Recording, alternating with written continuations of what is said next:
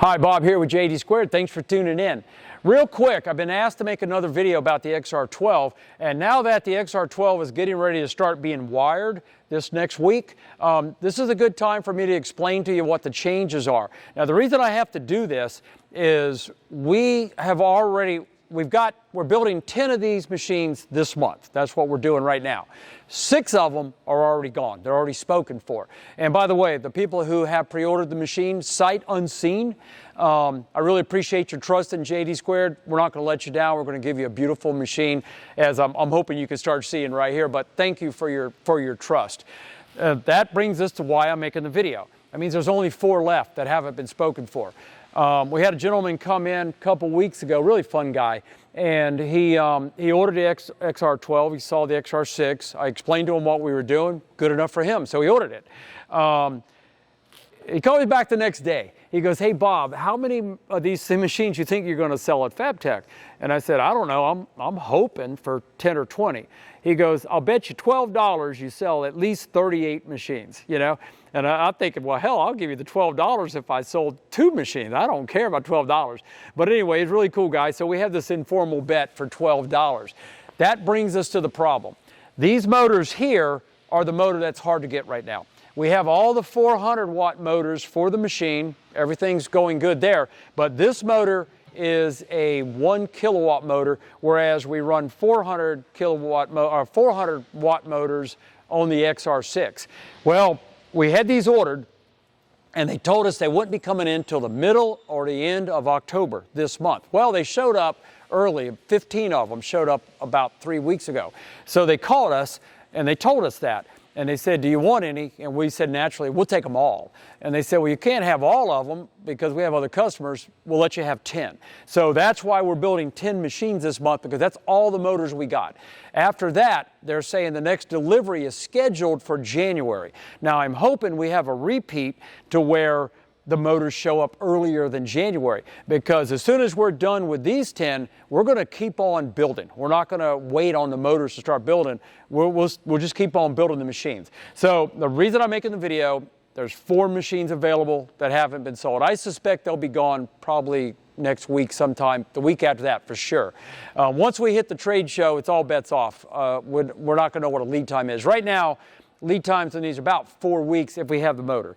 After FabTech, we're hearing a lot of people have been talking to us, coming in, seeing the machines, people that know more about their line of work than I do, and they're telling us that this is the holy grail of machines. This is the one all the stair guys want, everything. This is it.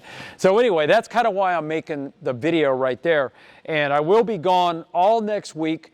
My wife's taking me to Disney World. I bailed on the last vacation because me and my son wanted to get the XR6 done, and so we didn't go. This time she told me, "No, your butt's going to Florida." And considering she's the only woman on the planet sleeping with me, I'm going to Disney World, folks. So anyway, while I'm gone, they'll wire the machine and we get it back, and then I'll be able to do a video showing the machine actually under power, running, everything like that. So real quick though, let me answer a couple other questions, just show you some features, the differences, and then we'll call it a day. Let's go ahead and start with the Z carriage. This is what we call the tooling plate right here. It's twice as large on the XR12 as it is on the XR6. And the reason is we want to be able to put more attachments on this one here. So for instance, we'll have the scriber system, the marker and the pneumatic scriber. We'll have the torch with the, it has the magnetic docking and all that. And we'll have the drill head. Well, on this machine, we want to attempt to run 2 drill heads. One of them with a drill, one of them with a tap-o-matic, to where we can not only drill a hole, we can come back and tap it. Now, to do that, it's going to be a much more sophisticated system, because we're probably going to have to put that tap head on its own linear system to drive up and down. So, but the fact of the matter is, we have the real estate now to do that kind of stuff. So for instance, let's say we have the torch here. When I get back, I'm designing 2 things very quickly when I get back. One of them is the manual tilt head system for the machine, to where you can manually tilt the head. So I'll give you an example. we had to cut off a piece of 6-inch pipe the other day. We just wanted to cut it off, right? So I wrote a G-code program that has variables, and you just type in the size of the pipe and the XR will just cut it right off for you. Well, when it did that, I looked at it and I thought, shoot, if we had a manual tilt head like now, we could bevel the end of the pipe, because a lot of people I'm talking to, they only want to bevel the end of a round pipe. That's all they want to do.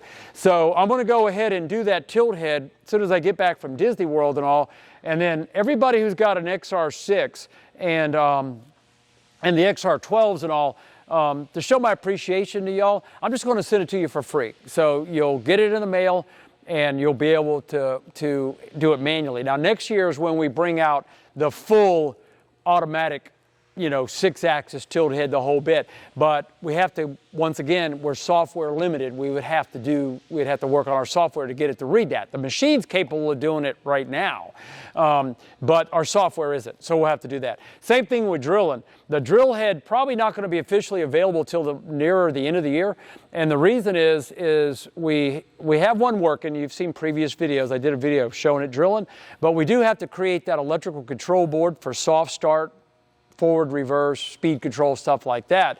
But more importantly, we have to modify Camelot, our software, so that when it sees a round hole, it's not going to plasma cut it or mark it. It knows I got to drill it. So we have to do all that. So between those two things, my son, he's the engineer that does that. You know, he's pretty busy. So I think right now it's probably near the end of the year. However, some really good news. We got structural cutting working beautiful, like angle iron, C-channel. We can cut angles through the flanges, everything. It's working beautiful. I-beam, we got it working pretty darn good, but if you can see, this is one half of the I-beam right here.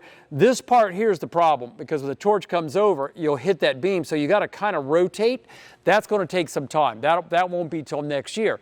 So what I do, and I will be cutting I-beam here in this month, I basically stop short, and then I'm going to go in with a hand cutter, a hand torch, or a cutoff blade or whatever, and cut off the rest of the material.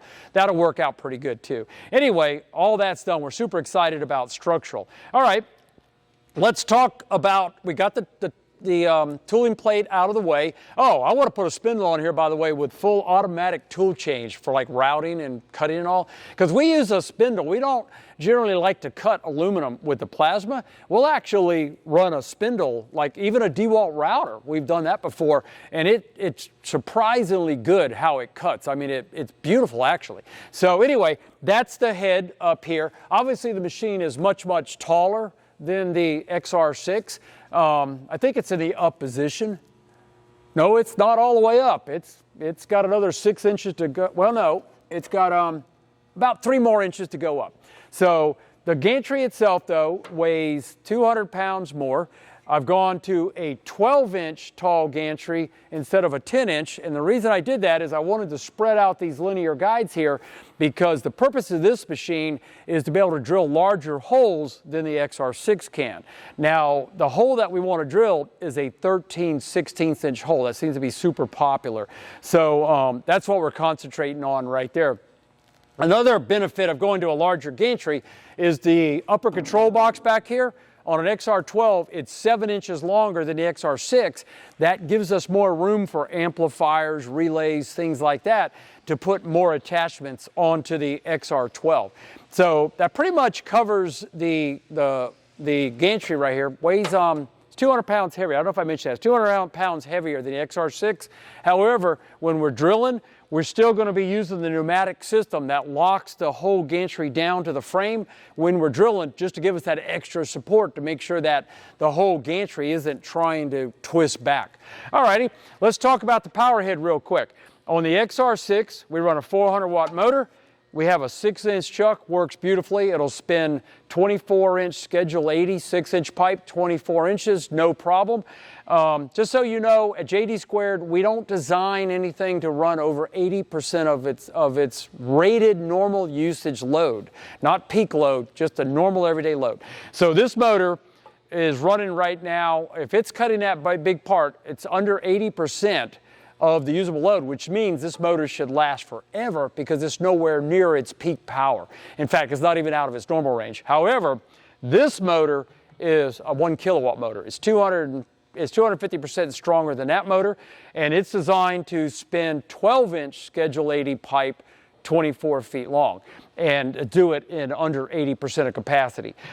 We have very large belts in it. We have more travel. We've gone to a 10-inch chuck. Now, I'm going to tell you something really, really cool here. This worked out great. We thought going to the bigger machine, we were going to have cut quality degradation compared to the littler machine when it comes to doing little tube, like 3/4 tube, 1-inch tube, or something like that. Well, it turned out we got the specs of the motor. My son did the math and everything on that. We changed the drivetrain and everything. Now we have a machine that will actually spin the chuck with the same responsiveness as the little machine, yet it's a big machine. So this machine will now easily handle 1/2-inch up to 12-inch pipe, and maybe even larger. I've got a piece of 16-inch I-beam that a gentleman came in. He ordered the machine. No, he hasn't ordered it yet. Or did, I don't know. I'm losing track. Sure enough, we measured everything. So I'm going to try to cut that 16-inch I-beam in this machine here. Now, I won't be able to do it until, God, I don't know when I'm going to do it. I got to go to that trade show November 8th, so we'll be running out of time. My wife's dragging me to Disney World next week. I'll try to get to it as quickly as I can. Anyway, I think, have I covered everything? I'm just trying to give you a general overview. I'm not trying to cover everything. This is the cover, by the way, that goes onto the, the motor right there. I think I've covered everything. I'm just trying to give you a quick overview. And this is just for the people who are calling. We're getting like 4 calls a day, new calls, not people calling back, new calls about the XR12. So there are 4 available. They will be most likely gone in a week or 2, but after that we'll have more. As soon as we're done building these, I think I mentioned, we're just going to keep on building them, and when the motors show up, and if it is January, it is what it is, we're going to be able to get them out real quick just by bolting on a motor, do the final testing, and off they go. Anyway, I think that's it. I really appreciate you for tuning in. I hope I've answered some of the questions that people have called in. If not, give me a call back in about a week and a half when I get back in town, and I'll try to help you a little bit more. Anyway, thanks a whole bunch. Hope you have a great night or day. Goodbye.